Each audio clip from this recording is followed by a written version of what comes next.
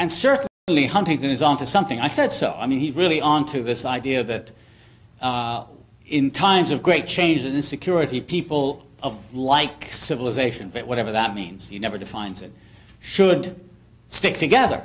I mean, that's what he is saying. And my feeling is that that is a prescription for increased conflict and tension, and therefore war.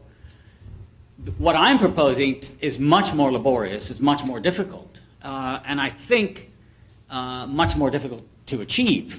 So in that respect, I'm not really optimistic, but I do think that there already exist examples. For example, the notion of human rights, which is now gathering a kind of universality, all through the world, where people are trying to talk not about, well, my culture says it's all right, that kind of thing, but rather talk about there are certain basic rights that should be guaranteed to citizens. There are areas of commonality, I believe, in scientific cooperation, weather, the environment, and things of that sort.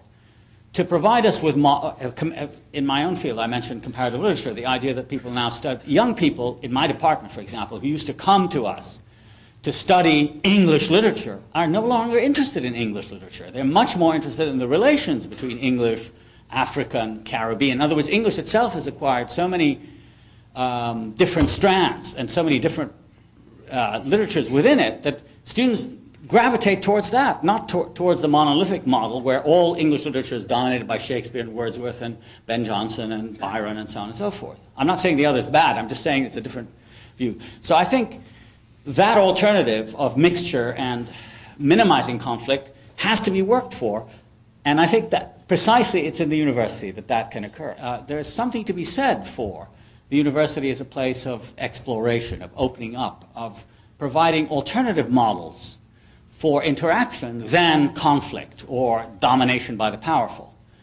And for the most part, the North American universities have succeeded if you compare them, say, to universities in other parts of the world. And I think they provide to my opinion, a very useful model for transforming the conflictual strain in a lot of cultural rhetoric into something less conflictual. Now, to conclude, I agree with you that very often it's scholars and, as you said, scholastic people who originate such theories.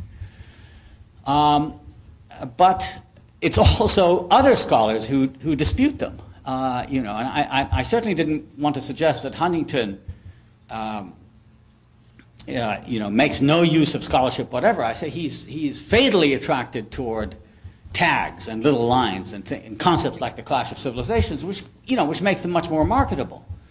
But I don't think that that's real scholarship. I don't think that's real, really intellectual effort. Because here we come to me, the most important point. There's no skepticism. I mean, I think it's possible, and that's where the university is also very useful, to cultivate skepticism, to ask questions against authorities, not to entrench authorities, to consolidate authorities, but to open the whole question of authority up for discussion. I think that's what the university can do. And that's why I'm much more optimistic. This American journalist, Judith Miller, whose book I reviewed recently called God Has 99 Names, I mean, it's a stunningly bad book because A, she doesn't know any of the languages, and B, she starts out with the idea that Islam is a threat.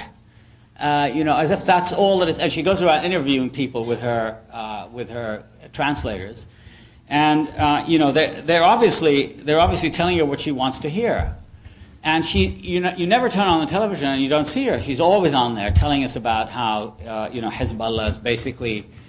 Well, I heard her say about, for example, the massacre of Qana in South Lebanon in last April. She said, "Oh, it's terrible." She does all this kind of thing about feeling very sorry. Oh, it's terrible. The suffering is terrible. How horrible the children.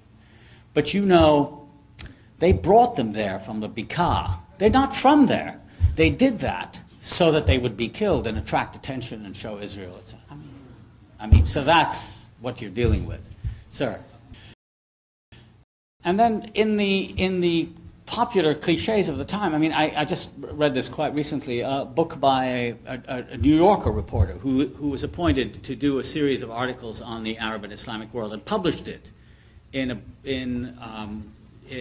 a book, published his articles in a book called Sandcastles, a man called Milton Bjork. It's quite, it's not bad. But he, for example, he makes statements. He says, Muslims have no ideas about public spaces. They don't care about the outside of their buildings, and they litter the streets and all this sort of stuff. Well, I mean, all you need to do is think about some of the great Islamic buildings, and you get a sense that there is some aesthetic sense there. Or another statement he makes, which I found even more troubling, is that he says, this one of the great features, and he gets a lot of this from Lewis, one of the great features of Islamic civilization is its resolute antagonism to rationalism. Well, I mean, there the narrative, if you like, of the sciences, of medicine, of astronomy, of optics, of mathematics, etc., to which Arabs contributed, is completely, taken aside and marginalized. So this habit of reading out of the sequence these elements that disturb for contemporary reasons is, I think, quite widespread.